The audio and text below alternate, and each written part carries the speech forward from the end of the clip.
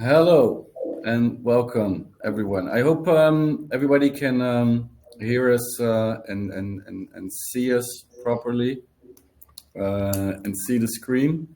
I want to do a short intro and welcome you guys. Introduce myself. I am Vincent. I work at Tilroy as an online retail advisor and do web projects for our customers. Brent. I'm Brent. I'm product manager and project manager at Tilroy, and I also guide our customers in onboarding with Customer. And hi, I'm Alexi from Customer. I'm the Chief Revenue Officer here, so I work with our clients and partners and do a bit with product development as well. And super happy to have you here today. Okay. Well, as you all know, we're going to talk about unleashing the potential of customer data in omnichannel retail. For this, I will kick off the presentation. I'm going to move pretty fast, but don't worry, you'll get the presentations afterwards. So, everybody knows what to do, but nobody's doing it. So everybody knows they have to create nice storefronts, get the location right, do SEO, write blog posts, be active on social media, advertise, run promotions. But is this where the value of your store is? And there's a spoiler alert, because it's not. This is where the value of your store is. So the value of a store or store concept, it's not in the products carried or brands or even the location. It's in the customer's connection with the shop. So both its number and intensity. So what we need to do is we need to maximize this connection. And the way to maximize the connection with the customer is to be omni-connected. So the shop needs to know the customer.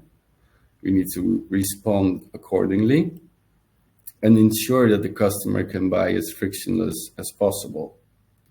So in order to do this, we need to get the right tools. So retail software should ensure that customers have a strong relationship with the store. And as a result, the customer is going to feel connected to the shop, will be motivated to order there, and this will lead to greater customer loyalty, more repeat purchases, and larger orders. And therefore, not only maximize the lifetime value of the customer, but ultimately increase the value of the store. So the base is an omnichannel customer profile. And we have to let go of online versus offline because the consumer expects the consistent experience across all channels. So we need to combine customer data and sales history from online and offline into one customer profile, because your customer is not waiting for online recommended or advertised products they have purchased in your physical store. Your customer won't be happy if their hard-earned loyalty points can't be used in your web shop, and your customer will not understand that this gift voucher is not valid in your web shop, but only in your store or vice versa.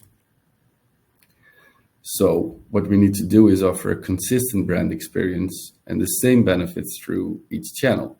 So provide a seamless customer benefit experience and omnichannel loyalty. Enable buy online and pick up in store or click and collect. Make it possible for your customers to exchange online purchases in store. And arm your sales staff with customer purchase history so they can share personalized recommendations in store. But where do you start? You need to understand who your customers are and create a centralized real-time view of your customer. There are 3 steps. And you might wonder, where is the first step?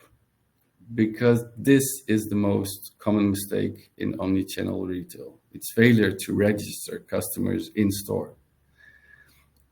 And if you skip the first step, The result will be a mountain of data without customers you can connect the data to. And the plan for customer registration in store is simple. You decide what data you will collect and what you will do with it, how you will collect the data. You need to automate and clarify the customers what they get in return, and simply repeat these steps and improve where possible.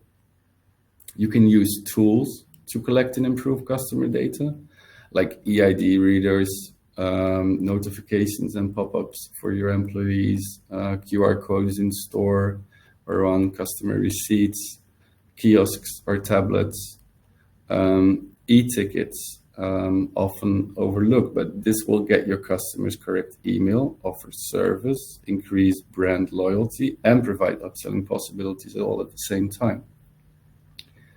So, an example, without focus, your customers will remain anonymous. With focus, there's a maximized connection. And this focus is crucial if you want to increase sales with laser-targeted campaigns and personalized customer journeys. So, now we have all the data we need. Now what? Problems that users experienced before we're pretty much all the same. It's like lacking segmentations options. Products, customers, and sales data were not integrated. Old custom solutions, unstable technology, systems that were not omnichannel by design, syncing issues between systems. Old and slow, not intuitive, manually update databases. So all these things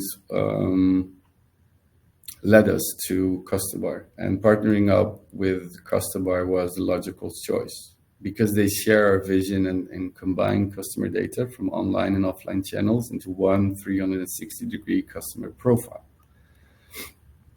So the next step, I'm looking at Alexi because he will answer what you can do with the data from Tilroy in Custobar and how to maximize the possibilities of omnichannel customer profiles.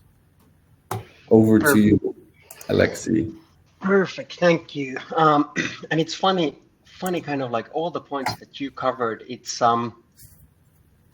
because of course, like Tilroy and Custobar, we work mostly in the Benelux market together, but in all of the markets, all of our clients have exactly the same problems. It's like having old systems, having their clients to have the problem of like thinking that where can I use the voucher? You get like 10% voucher, but you can only use it in store, or you can only use it in online.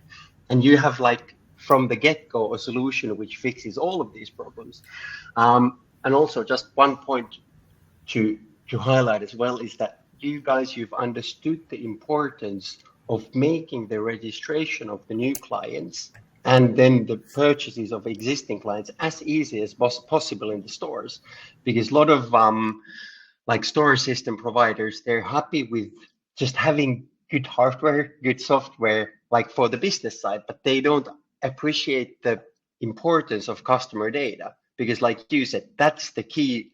Like anyone can copy the products, they can have like lower prices, they can have like faster deliveries, but what all retailers or e-tailers have, like the only thing which they can own and like maximize is the customer data, like using that effectively. And then continuing on points from Vincent, like on the customer data side, is that everybody knows that by increasing your customer retention by 5%, you can increase your profits by 25 to 95%. So basically, if you have a lot of customers becoming passive, you're losing shitloads of money. And if you can basically stop that, like you're hemorrhaging out money, if you can stop that, that will improve your profit significantly. And then, of course, the old fact that existing client is 14 times more likely to buy from you than a brand new one. And still we have a lot of companies who only focus on the top of the funnel, getting new clients first time to the store, or either through like meta channels, Google, or anything else, and only focusing on those.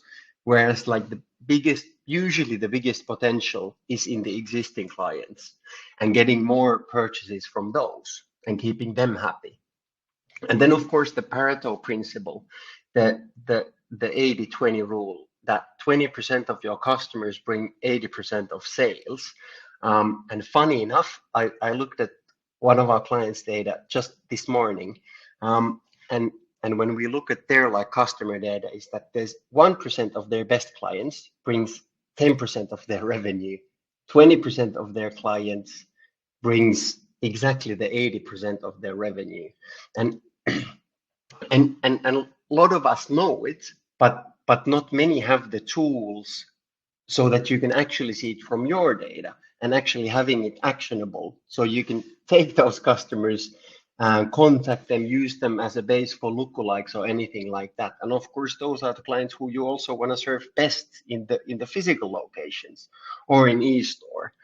And then of course, getting a new client is 5 times more expensive than holding on to an existing one. It's as simple as that. And yet so many of us, we basically neglect the existing clients.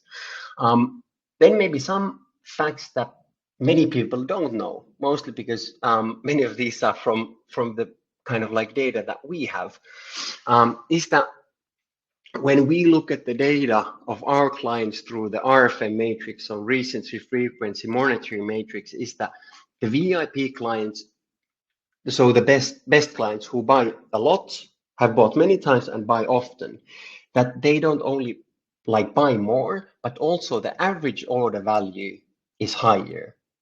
So that's one more reason to take care of your existing customers. They don't only keep coming back, but on average, they also spend more money with you. So, and I also have one example of that later on. And then also something we've seen from our clients, that it's possible to increase the revenue ratio from existing clients versus new clients by 20% by using personalized marketing and automations, meaning that you don't only aim all your marketing budget on getting the new clients, but actually invest that money and time into taking better care of your existing ones, doing personalized marketing, doing activating passive customers, and all the automations and campaigns related to that. And then a lot of retailers and a lot of us think that the first purchase, when we get the customer to buy for the first time, you're safe. Unfortunately, it's not like that. It's called the death valley in retail. So the first purchase, because of course you got that one, and it's easier for the clients to buy the second time and so forth after that. But looking at the data from top down, is that like actually after the second purchase, so going from the second purchase to the third purchase, the likeliness of the third purchase increases by 20%, and even from third to fourth, it's 17%. So what all of you should be aiming at is of course the first purchase, but would put all the possible efforts into the customer making the second purchase, because after that it only gets easier, which means that you're going to get them to become the VIP customer much quicker and in a better way. And also interesting is that even our small omnichannel retailers who are using our system, they can be making like several thousand euros monthly with 5 basic automations. And those basic automations are, of course, abandoned baskets. And of course, in the Tilroy context, that's omnichannel. You might be adding products to your basket in the online store, but actually you want to just have them there, so you go and pick them up in the store when you go back from work. So that's the first one. Then abandoned browsing.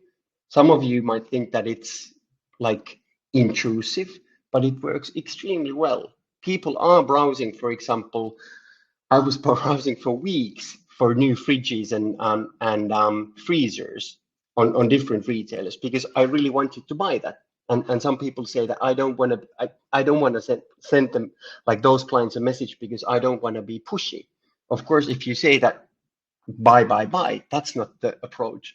But what one of our clients, for example, did to me when I was browsing those, they sent me an email which was that, is it hard finding a good freezer? Here are guides, and here are the most sold products and so forth. So actually, I was relieved there was finally somebody who was offering a helping hand in making me, like, helping me finally being able to do the purchase decision.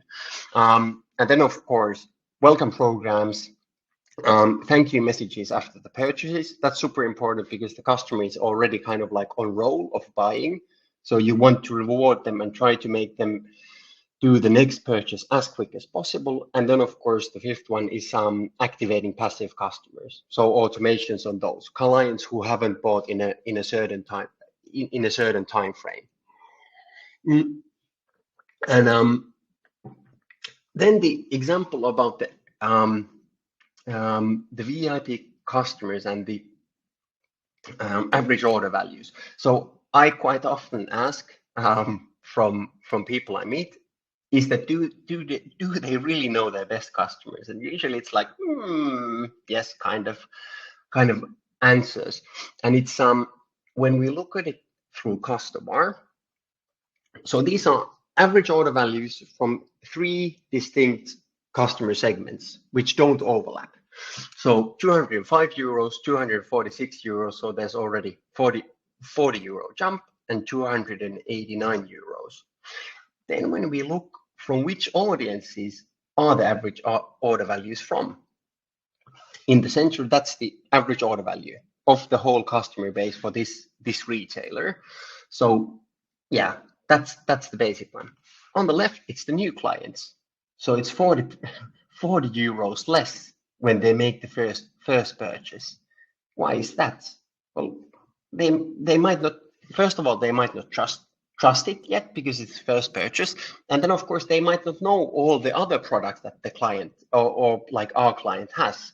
So they're still in the first steps of the journey of customership with them. So it's understandable that they don't spend like 300 euros from the get-go. So also this, it's a process. And then the last one, you might be able to guess it. So this is the VIP clients. So the people who buy often and have bought many times. And then when we look at this difference, so a difference of 84 euros with the client who made the first purchase with the VIP clients, that's a significant difference. And once again, really good reason to kind of like communicate well, use the customer data that you have and take care of your best customers, because you don't have to be that big of a mathematician to calculate the different, like the business impact of what it has on you.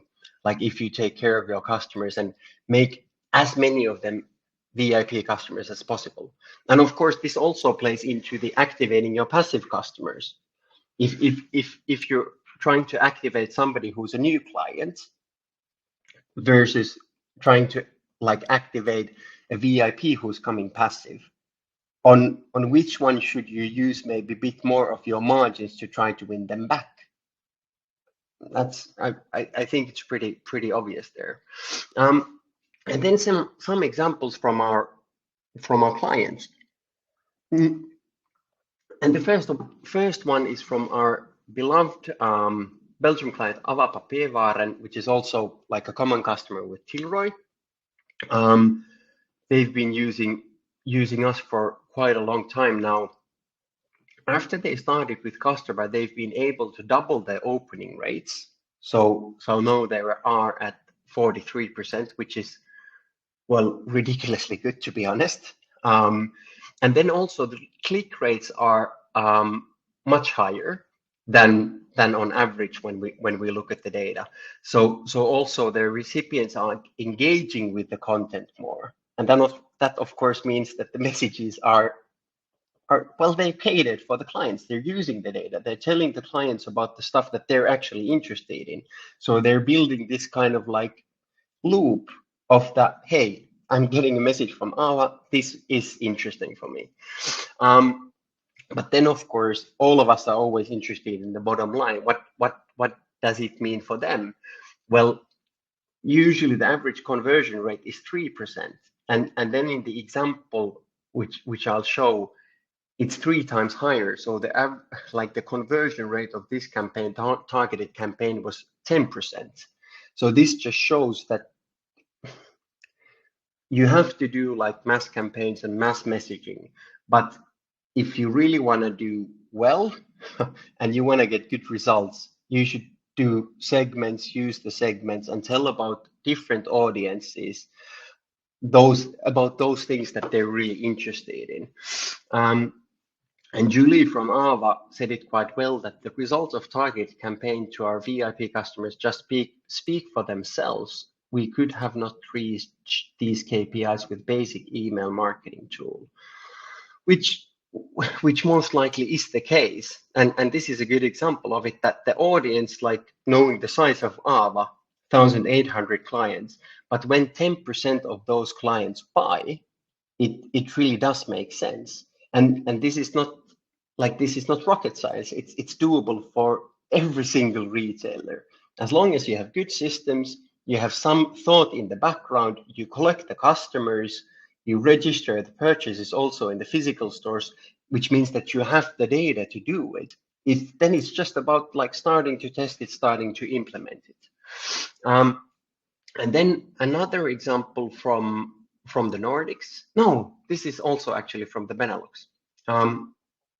So basically activating passive customers. So 50,000 euro win-back campaign from a gardening store. So what they do is that they send 2 messages to customers who are becoming passive. First one goes out after 3 months, and then the second one goes after 6 months if they haven't bought after the first one. After the first one, the conversion rate is 20%, which is ridiculously good, even on our like benchmarks. And then even after 6 months of not buying, the conversion is almost 9%.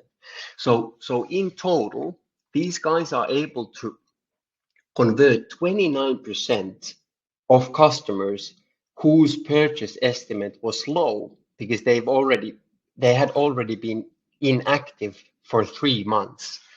And then when we look at the business impact of it, is that with this campaign, they're doing, this is gardening, so it's quite season specific, like spring, summertime, fall is more booming than the winter, but they're able to do 50 to 100,000 in sales per month from these passive clients.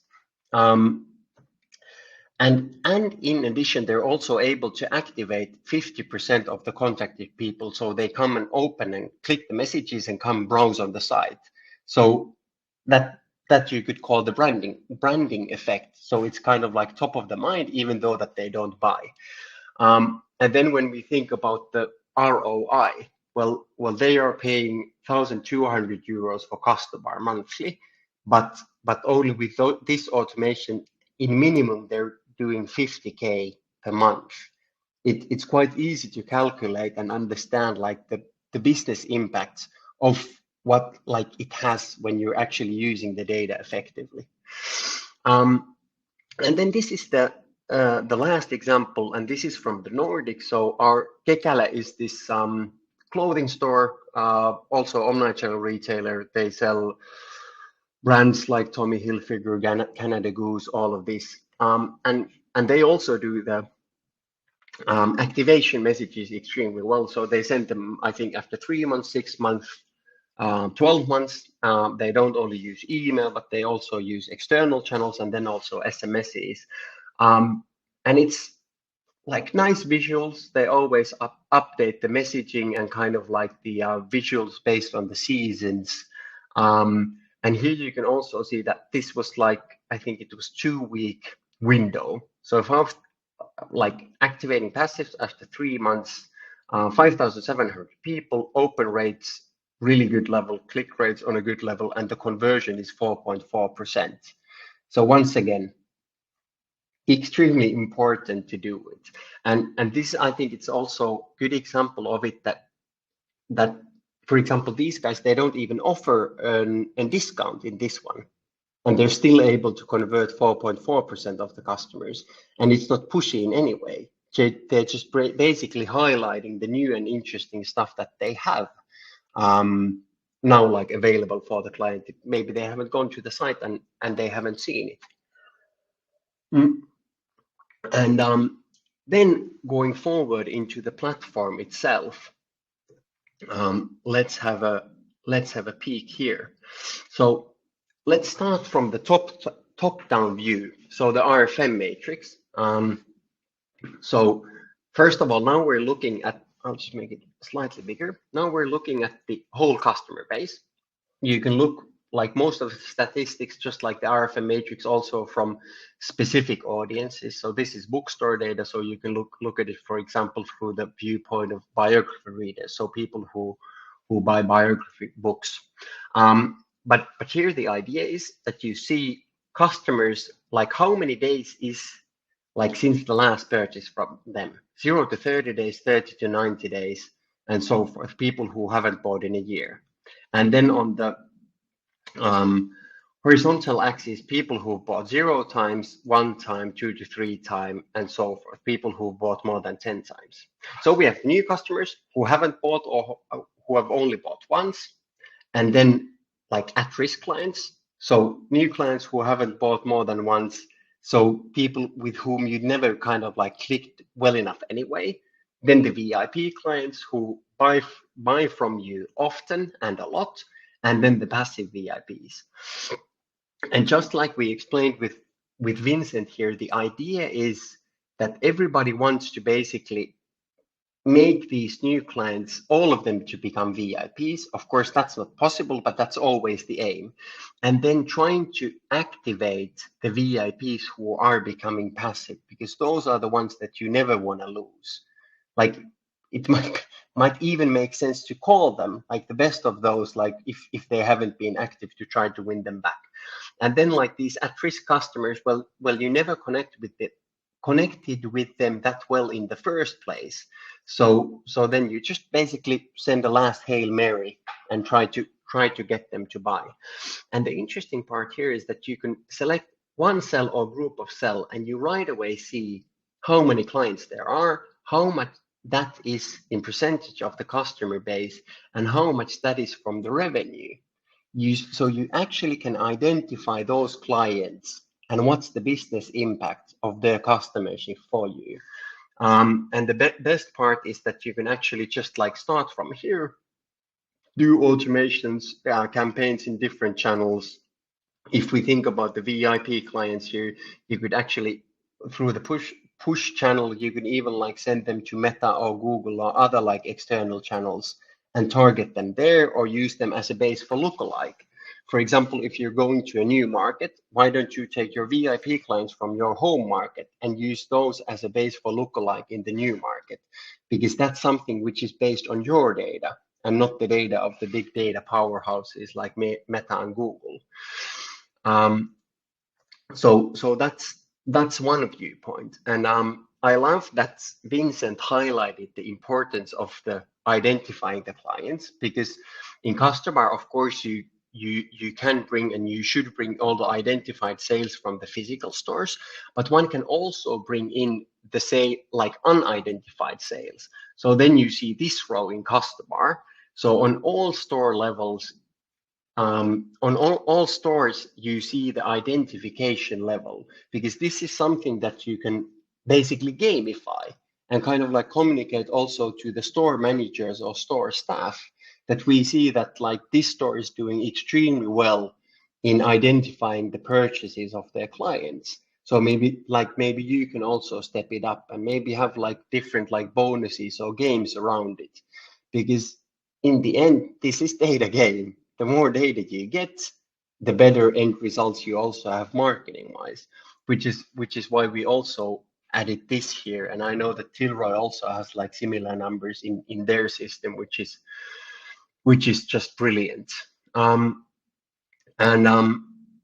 Then here, when we look at the segmentation, so as said, Tilroy collects all the customer data, all the purchase data from different channels, The product data, of course, comes into the system as well, which then means that world is your oyster. Well, maybe not quite, but at least like customer data wise it is. So you can start building any kind of segment that you want. So this is bookstore data, and we start from an audience of 330,000 clients. First of all, we see the marketing permissions, emails, SMSs, physical post and push marketing permissions here. And then we can like start building those. So people who've bought a certain product, have they bought a certain brand, certain category, specific products? For example, makes a lot of sense if you're doing certain automations. People who bought a certain kind of coffee machine should get certain kind of like accessories to it and so forth. Or for example, they've been buying a certain kind of like ASICS trainer. Well, now there's a new version of it. Are they interested? Well, for sure they're interested because they've been buying the older one. Product types, when have they bought it? And of course, from which store have they bought it from? Have they bought it from the online store or from a certain specific physical store? So here we could start from people who've been buying comics and they've been buying it from certain stores. So we take the stores from London. So then we have 452 people. And then we can also add, then this data, the browse data comes from the site with JavaScript and cookie. People who've been also browsing comics category, let's say more than like in the last 12 months. So now it's or search, so it broadens it. So now the audience is about 500 clients bigger. And then of course you can even have like different kind of criteria here, the people who've been browsing more than X times, or people who've been buying more than X times from a specific store, and so forth. So you can be extremely precise on these. Or then again, like for example, the example of the new trainer. If we take the store data, for example, away from here, and we could take the people who've been browsing. Now we're looking at the category, but this could be the specific product. People who've been like browsing on, let's say, ASICS sneakers, and people who you exclude the people who have already bought that specific trainer.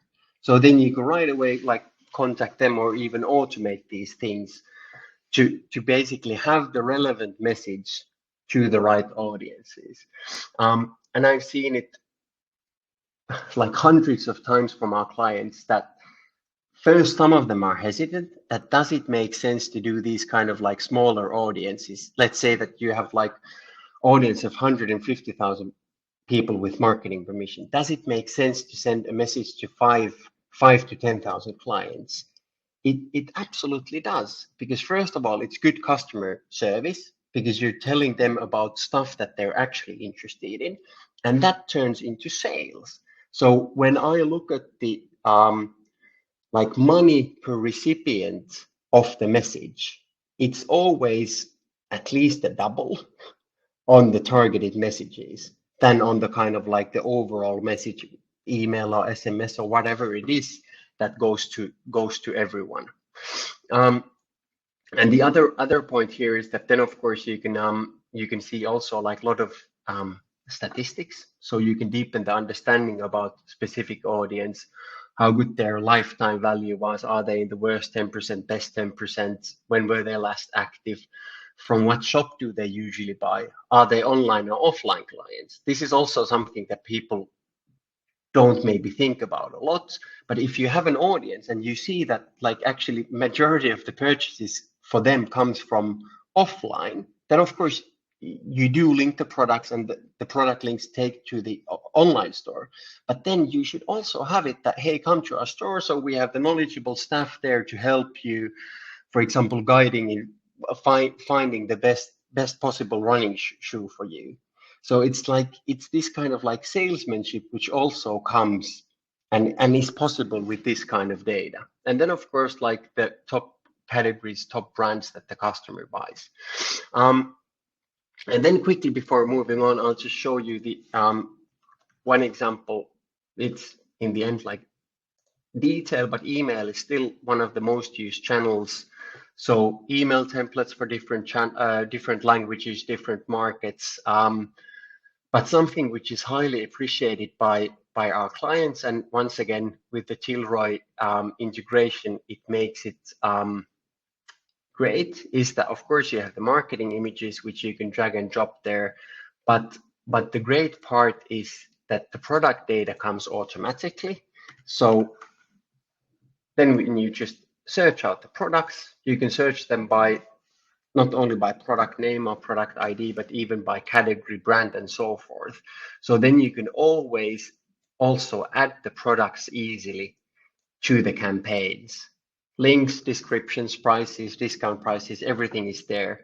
And then of course, what you can do is that you can select certain parts of the content. Let's, for example, select, I'll take the rest of this, like the modules away. We could select these like comics here. And then we can select that this is only visible to a certain audience. And then when we go forward, we see that this is how the message looks for everyone. And then when we look at it from the viewpoint of this specific audience, so comic lovers, they also have these products there. What this, for example, means is that you can create audiences of your certain in-store groups, right? So people who've gone to certain stores or are from an area of a certain store, and then you can have blocks of the message, either automated or like a manual campaign, only visible for those. So then you can, like, once again, be much more personal than that most of your competitors are. And then of course, like all placeholders, that data comes automatically from Tilroy as well. So then you can have like all these,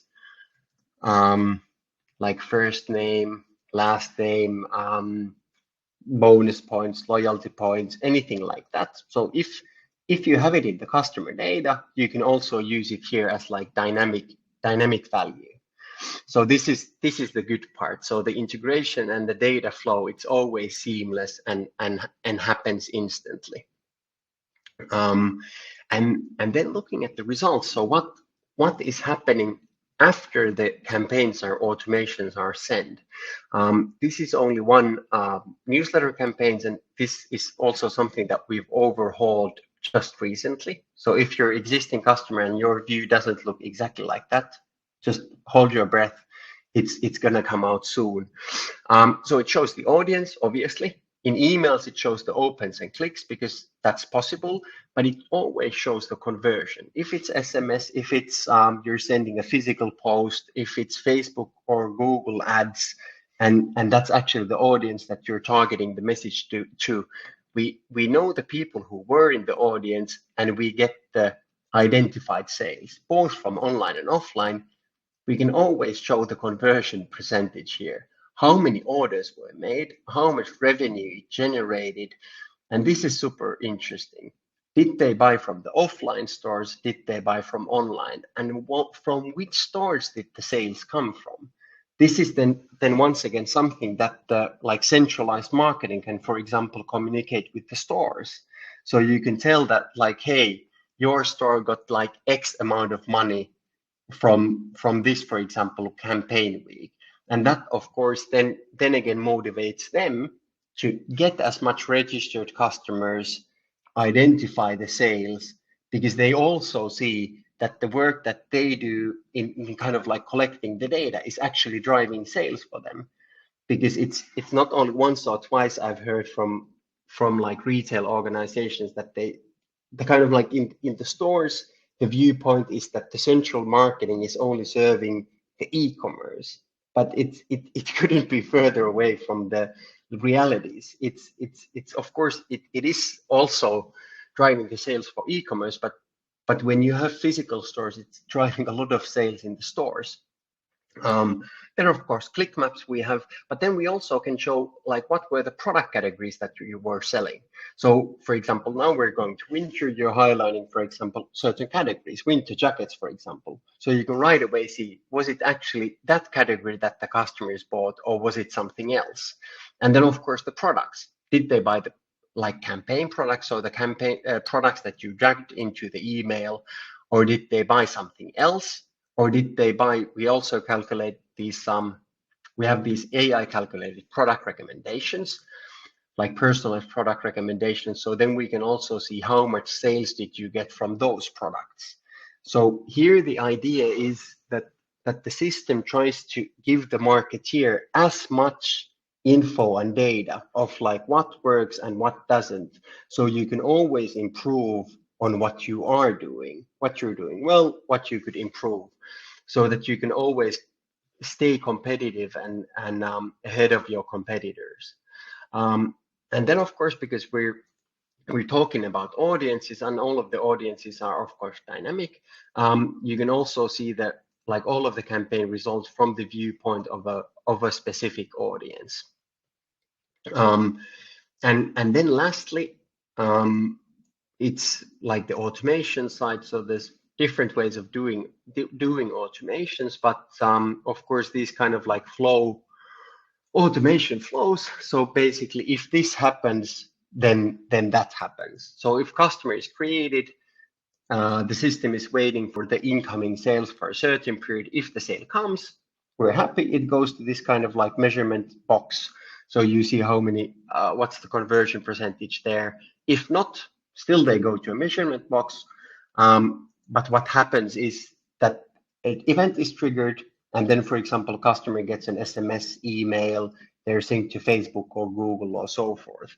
So with these, you can do, of course, really simple or extremely kind of like complicated like journeys, welcome flows based on the customer's interest, anything like that.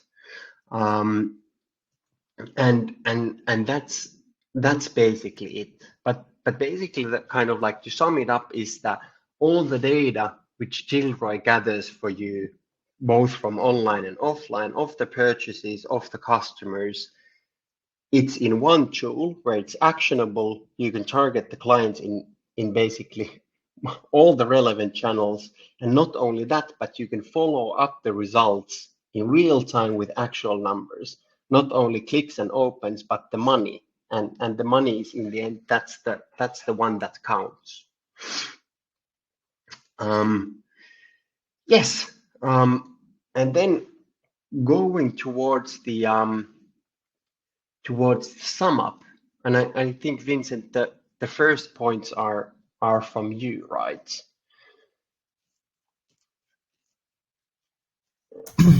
Let me switch back my microphone. I didn't want to disturb you. Thank you, Alexi. Yes, I wrapped it into 4 key takeaways, starting with finding a store management system that is omnichannel by design, so you save time and avoid customer frustration. We have to let go of online versus offline and have a real-time data collection from both channels, so web shops as well as in-store. The customer doesn't care, so you shouldn't either. Avoid the most common mistake in omnichannel retail, which is to failure to register customers in-store, and make a plan and use tools if needed. Use tools to collect and improve your customer data. Yeah, and it's, by the way, on your second point, I think that what resonates with me is the real time, because, for example, at least in the Nordics and in Finland, there's still some of our like offline channel, like clients who have also offline sales, that they have this kind of like old systems where the offline sales only come to the marketing or CDP systems like once a day, or actually like with a lag of like almost 2 days, which seems pretty unbelievable in this day and age.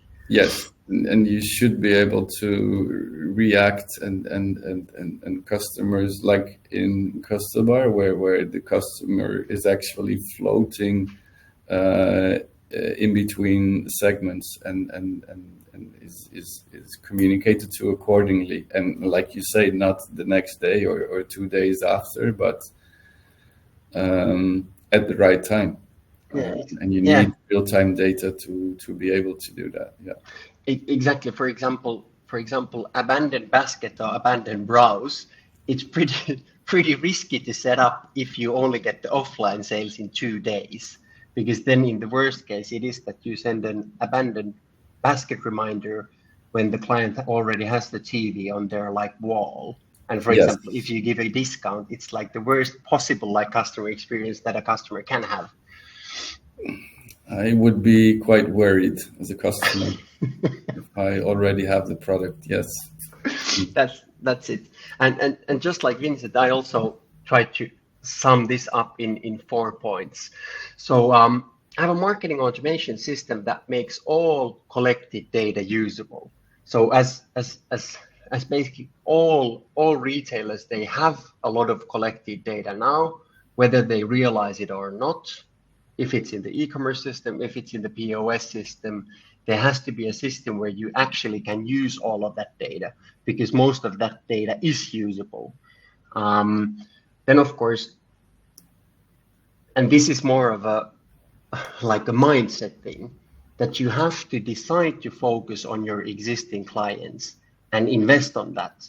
And by investing, I don't mean only like investing money-wise, but investing time-wise, investing like working hours on doing it well, and then also investing time to have people to think about the journeys, think about the automations.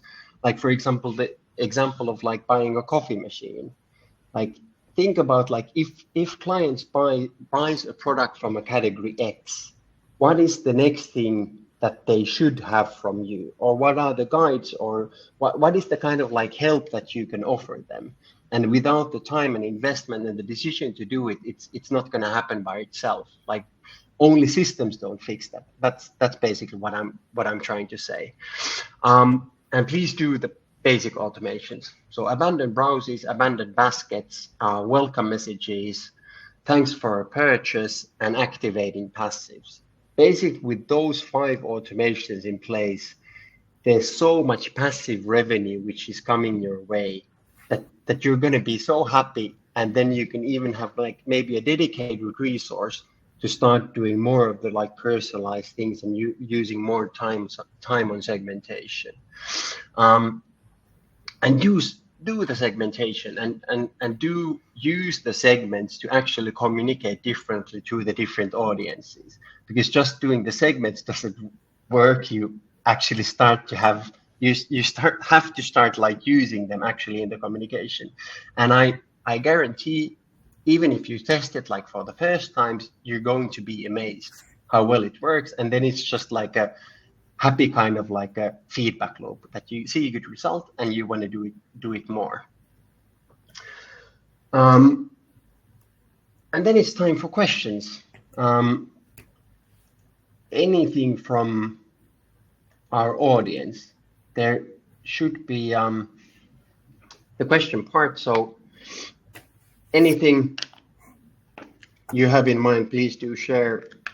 It's me from our end, and also Brent has worked with a lot of our like common clients, and he can answer any question, literally any question that you have. Almost any question. No, maybe you can answer any question. No, well, actually, I have a question which I got from a common prospect of us a few weeks ago. And that question was, how long does it take to implement? And that was basically aimed for us. So when they have Tilroy in use, how long does it take to implement then like Customer?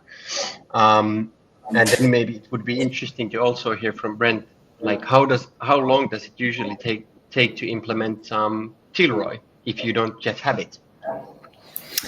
Yes, implementing Custobar, I think you should count on maximum 2 weeks from signing the order to sending your first email. 2 weeks maximum should be suitable, probably. On onboarding for Tilroy, we usually count 2 to 3 months of walkthrough, let's say, because we always schedule multiple educations with customers to learn how to work with Tilroy. And most of the work in onboarding with Tilroy is also in creating the product data. Sometimes customers come from a platform where they can't export data, or the data is not in a good format. And we, of course, advise to start omnichannel and start with a web shop. Sometimes there are no product images. So product data is usually the biggest challenge in launching a customer on Tilroy. Perfect. And then another question from actually not our common client, but with a client from the Finland that I've talked a long time with. The registration methods in the stores, like with which you guys have, that's out of the box, or like you have those like possibilities like inbuilt in the system. Because I have this one client who has been like struggling with with any concept of like registering the customers, and only this is for 1 year. They've been thinking about like the best possible solution for that. So is it really so that it's like it's there from the get-go, basically? Yes, it's indeed built-in system. We have a few methods on how to create customers. The easiest one and the most basic one is, of course, just creating a customer when the customer is right in front of you. And so you ask their details and create a customer in the till. Another option we advise, of course, we have a possibility to add a QR code to a ticket. So if a customer is not registered in the store, they don't get an e-ticket, they'll get a physical ticket. And on the physical ticket, we can place a QR code. And if the customer scans the QR code, they can register through the web shop. So on the web shop, they'll just get a registration form. And even if you work with loyalty, using the QR code, you can save the points from the purchase you did. So you're not registered in the store, but you have your ticket. By scanning the QR code, you can save the loyalty points that you otherwise would have missed. So those are two easy ways. And of course, we have some customers of ours that expand on the QR code, and they put the QR code in the waiting line so people can register beforehand and so on, to make it faster at the till.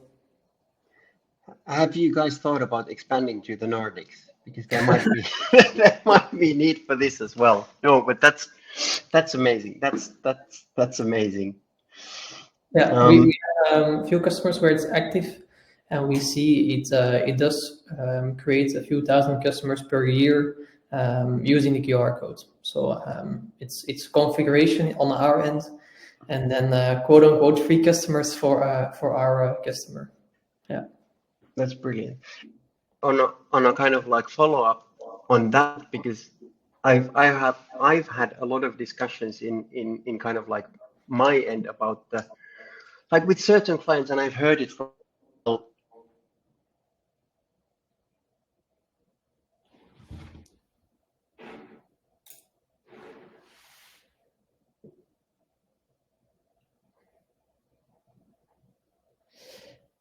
I see. And are you? Oh, Yeah, okay. No, I'm back. You're breaking away a bit, but I see a question in the chat. Yep. I'll quickly reply to.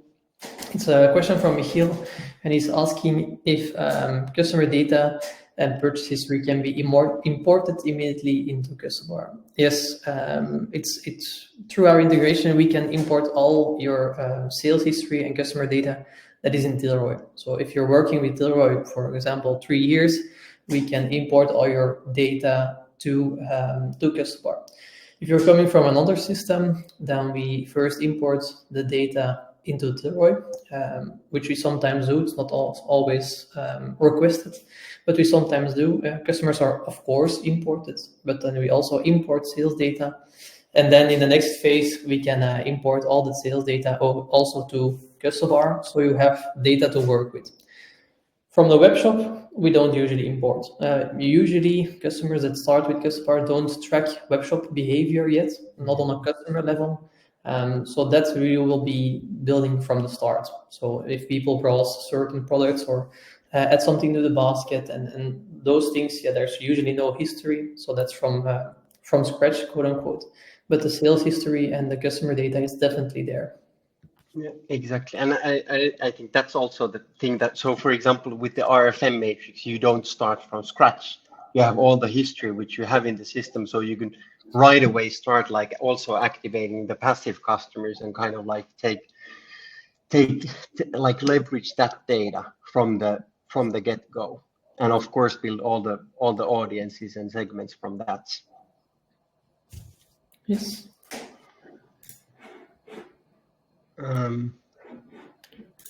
So was it you, Vincent, that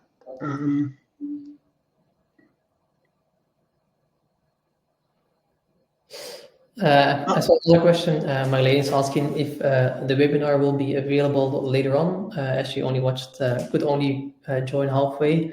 Yes, it will definitely be uploaded on our YouTube channel and be communicated via our email campaigns as well. Yeah, and I think it will also be available on Custobar's end. So many ways to watch it afterwards. Yeah, exactly. But Marlene, as long as you you registered here, you will get it actually instantly, almost instantly after this webinar. You get the recording, and within 5 minutes after we end the webinar, you should receive it in your mailbox. Exactly.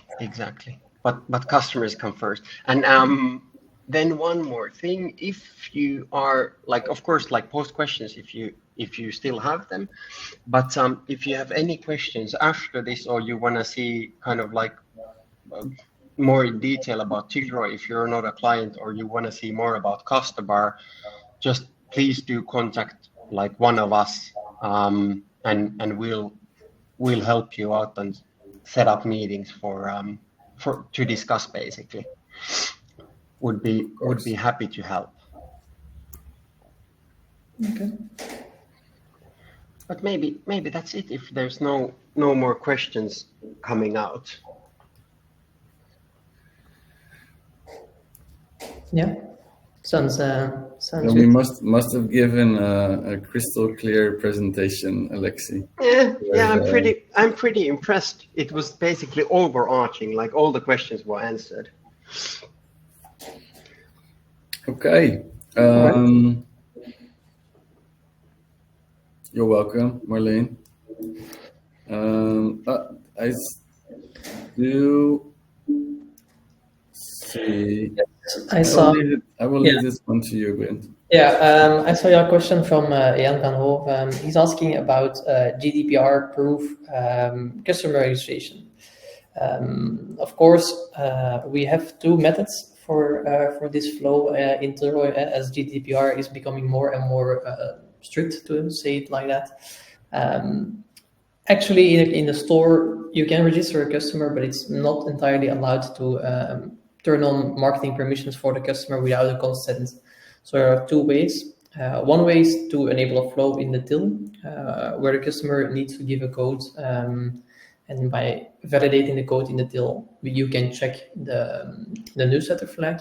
And another method is by registering a customer in the till, and then we can automatically send an email afterwards, which is GDPR allowed, saying thank you for becoming a customer, with a link to the webshop where you say, if you want to get marketing emails, you sell it a bit more, maybe with a possible promotion or actions or quote unquote other stuff. You send an email, and then there's a link to go to the webshop, and people can then there turn the newsletter flag on, so you can email them. And that's all GDPR proof. So the first email, saying thank you for registration, is allowed GDPR wise. And also, of course, on the GDPR point, I always want to highlight that kind of like both companies are like fully European and fully GDPR proof. So that's of course like because we're talking about customer data, so that's always something super important to take into account. That like everything, all the data is, which is like either in Tilroy or customer, it's like fully GDPR compliant. But really good question that as well. Maybe that's it then. Yeah, I think so. Thanks a lot from my part for everyone who joined, and it was a pleasure. And stay tuned. I'm sure that we're going to do more of these with Tilroy going forward on different topics as well. Yeah, most definitely. Please. Okay. Okay. Thank you very much, Alexi and Brent, and thank you all for watching. And we will send our presentations also afterwards. But the link to the replay you'll get almost instantly from Livestorm. All right. Perfect. Have a nice day. Thank you. Bye bye. Bye bye.